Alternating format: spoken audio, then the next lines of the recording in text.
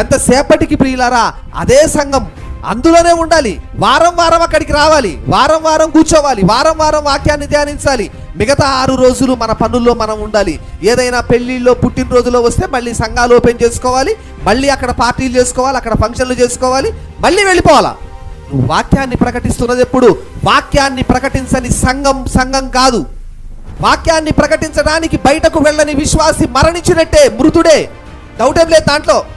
ఎందుకంటే యాకోబు గారు ఖచ్చితంగా చెప్తున్నాడు, మేలు చేయడం తెలిసి కూడా, ఏది మేలో తెలిసి కూడా దానిని చెయ్యనటువంటి వాడికి పాపం తగిలిద్ది అన్నాడు. యెహెజ్కేలు గ్రంథం కూడా చెప్తా ఉంది, ఖడ్గము పట్టణం మీదకి వస్తున్నప్పుడు అది వస్తుందని తెలిసిన నువ్వేం చేయాలి తెలుసా?